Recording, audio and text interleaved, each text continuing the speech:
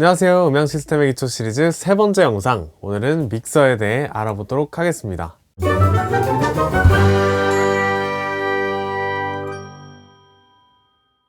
믹서, 믹싱 콘솔, 믹서를 부르는 이름은 여러 가지가 있는데요. 음향하면 가장 먼저 떠올리는 게 바로 믹서죠. 그만큼 음향에서 믹서는 가장 중요한 존재입니다. 믹서는요, 마이크, 악기, mp3 등 여러 음원들을 각각 받아서 어디로 어떻게 보내줄지 결정하는 기계입니다. 예를 들면 공연장이라고 해볼까요? 한 밴드가 무대 위에서 연주하고 있는 상황에서 이 소리를 관객들도 들어야 하지만 연주자들이 또 자기 소리를 들어야 연주를 잘 할 수 있겠죠. 또 대기실에 있는 연주자들이 듣거나 또 방송실 안에 있는 엔지니어도 이 소리를 들어야 합니다.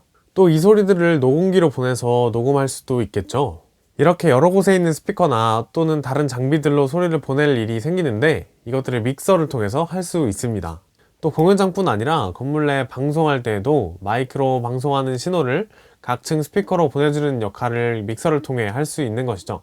지금까지 말씀드린 이 기능을 라우팅이라고 합니다. 대부분의 믹서에는 이 라우팅 기능 이외에도 프리앰프 기능, 볼륨 조절, 톤 조절, 뮤트 기능 등이 있고요.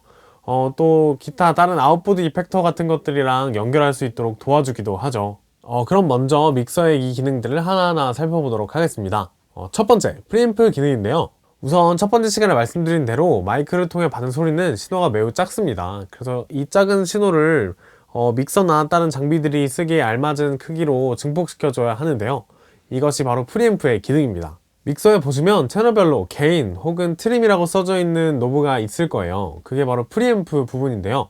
이 부분을 적절히 잘 올려서 증폭시켜서 소리를 사용하면 되겠습니다. 그런데 게인을 너무 많이 올리면 이 믹서가 받을 수 있는 한계가 있기 때문에 소리가 깨질 수도 있고요. 그렇다고 겁먹어서 너무 줄이면 나중에 결국 증폭시켜야 하기 때문에 잡음이 같이 증폭될 수도 있습니다. 또 프리앰프의 콘덴서 마이크에 전원을 공급해 줄 수 있는 기능이 있는데요. 이 기능을 팬텀 파워라고 합니다. 플러스 48V 혹은 팬텀이라고 써져 있는 버튼을 누르면 해당 채널 혹은 전체 채널에 48V 전원이 공급되어서 콘덴서 마이크를 사용할 수 있게 됩니다. 다음, 볼륨 조절. 믹서에서 인풋으로 받은 여러 음원들을 아웃풋 채널들로 보낼 때 그냥 할당해서 보내는 것뿐 아니라 각각 볼륨 조절을 해서 보낼 수 있는데요. 제일 흔한 믹서 보면 메인 아웃이나 버스 아웃으로 보내는 소리들은 페이더로 볼륨 조절하게 되고요. 억스 아웃으로 보낼 때는 해당 채널의 억스 노브로 조절을 하죠. 이런 식으로 볼륨 조절을 해서 여러 아웃풋에 소리를 섞어 내보낼 수 있습니다. 또 채널별로 뮤트 버튼을 누르면 음소거돼서 소리가 나가지 않게 됩니다. 다음, 톤 조절. 이퀄라이저는 주파수별로 낮은 음부터 높은 음까지의 밸런스를 조절해서 소리의 톤, 음색을 조절할 수 있게 해줍니다. 이퀄라이저는 사용하는 거에 따라서 되게 방법도 쓰임새도 좀 다양해서 나중에 따로 사용법을 올리도록 하겠습니다. 자, 그래서 믹서가 어떤 것이고 또 어떤 기능들이 있는지 살펴보았는데요. 그러면 이 믹서를 고를 때 어떻게 골라야 되는지 말씀드리도록 하겠습니다. 우선 첫 번째, 가장 먼저 인풋 수와 아웃풋 수를 결정합니다. 마이크나 음원 재생용 컴퓨터나 mp3, cd 플레이어 같은 음원들의 개수가 몇 개나 필요한지를 먼저 정해야 돼요. 먼저 악기 수, 음원 수를 봐야 하고요. 공간을 본 다음에 모든 음원을 다 증폭해야 하는지 아니면 몇 개의 마이크로 증폭이 가능한지 봐야 합니다. 그렇게 사용할 마이크의 개수랑 장비 개수를 생각하고 나면 인풋 수가 결정되겠죠. 또 스피커를 몇 개나 쓸 건지 혹은 녹음기나 다른 아웃보드 장비들을 위한 아웃풋 개수가 더 몇 개나 필요한지 생각해서 아웃풋의 개수를 정하게 되면 인풋 몇 채널 이상, 아웃풋 몇 채널 이상 같은 요구사항을 정할 수 있게 되는 거죠. 이때 또 채널 수만 중요한 건 아니고요. XLR 커넥터를 사용하는지, TRS-TX 커넥터를 사용하는지, RCA 커넥터를 사용하는지 등 인풋과 아웃풋에 연결할 장비들의 커넥터 종류도 확인해서 또 그에 맞게 골라야 합니다.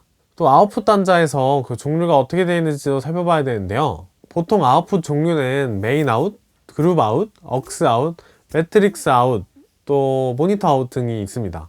보통 메인 아웃은 페이더로 볼륨을 조절하게 되고요. 그룹 아웃도 그 페이더의 영향을 받아서 볼륨 조절이 되게 되어 있고요. 억스 아웃은 메인 페이더와 상관없이 혹은 메인 페이더를 거친 후에 또 자기 노브를 따로 가지고 있어서 따로 조절할 수 있고요. 매트릭스 아웃은 그 기타 다른 아웃풋들의 소리도 섞어서 내보낼 수 있는 아웃풋입니다. 모니터 아웃은 방송실에서 모니터나 헤드폰으로 엔지니어가 들을 수 있는 아웃풋이죠. 이렇게 채널 수를 결정했다면 믹서의 종류를 결정해야 합니다. 믹서의 종류로는 디지털 믹서, 아날로그 믹서가 있고요. 또 일반 믹서와 파워드 믹서로 나눌 수 있습니다. 우선 파워드 믹서는 믹서에 스피커 앰프가 이미 포함되어 있어서 패시브 스피커를 쓸 때에도 앰프를 따로 쓰지 않고 그 믹서에 내장된 앰프를 사용하게 되는데요. 주로 소규모에서 많이 사용하고요. 대부분의 믹서에는 이 스피커 앰프가 포함되어 있지 않습니다. 다음 아날로그 믹서와 디지털 믹서가 있는데요. 아날로그 믹서는 소리를 전기 신호로 받아서 그대로 처리하고 내보내기까지 하는 믹서인데, 디지털 믹서는 소리를 전기 신호로 받은 후에 이 전기 신호를 디지털화 시켜서 내부에서 소프트웨어적으로 처리를 한 후 다음 마지막에 내보낼 때 다시 전기 신호로 바꿔서 내보내주는 믹서입니다. 디지털 믹서는 대부분 신 저장이 가능해서 이전에 세팅했던 값들을 그대로 불러올 수 있는 장점이 있고요. 또 규모가 큰 시스템일수록 이펙터나 이런 걸 많이 쓰게 되는데, 그런 걸 집어넣기에 값이 싸서 큰 규모에서 많이 사용되는 편입니다. 하지만 규모가 작을 때는 아날로그 믹서가 더 저렴하기도 하고요. 또 디지털 믹서가 디지털화했다가 다시 아날로그화해서 보내는 거기 때문에 아날로그 믹서에 비해 음질이 조금 떨어진다는 평도 있습니다. 이런 특징들을 보고 나한테 맞는 믹서 종류를 고르면 되겠죠? 이렇게 믹서 종류까지 정하고 나면 거의 다 결정한 건데요. 또 필요에 따라 여러 다른 기능들이 있는지 살펴보는 것도 좋습니다. 예를 들면 리버브나 딜레이 같은 이펙터가 내장된 믹서들도 있고요. 또 각 채널별로 컴프레서가 내장된 믹서들도 있습니다. 또 컴퓨터 DAW와 연결해서 녹음이나 플레이백을 할 수 있는 인터페이스 기능도 내장된 믹서도 나오고 있죠. 근데 쇼핑몰을 좀 검색해 보신 분들은 알겠지만 같은 채널 수, 또 같은 기능의 믹서라도 가격이 천차만별인데요. 그 이유는 소리 품질이랑 또 디지털 믹서의 경우 DSP 파워에 있습니다. 명품 믹서들은 그 안에 소자들이 엄청 고급진 것들인데요. 특히 프리앰프가 소리를 상당히 저하오게 되는데, 프리앰프 성능에 따라서 잡음이 엄청 적기도 하고 또 다이나믹 레인지가 되게 넓기도 합니다. 물론 소리도 엄청 좋고요. 또 디지털 믹서의 경우 DAC/ADC랑 디지털 시그널 프로세서의 성능이 좋아야 디지털 오류 없이 소리를 고품질로 처리할 수 있게 되고요. 더 많은 복잡한 이펙터들도 깔끔하게 처리해낼 수 있습니다. 자, 이렇게 오늘 믹서에 대해 알아보았는데요. 솔직히 믹서는 다른 장비랑 좀 다르게 비싼 게 좋은 경우가 대부분이에요. 그래도 합리적으로 필요한 최소한의 기능들을 가진 믹서를 골라야 또 품질을 높일 수도 있고 아니면 예산을 아낄 수도 있겠죠. 여러분들께 꼭 필요한 믹서를 고르시길 응원하겠습니다. 지금까지 큐원 사운드랩이었습니다. 감사합니다.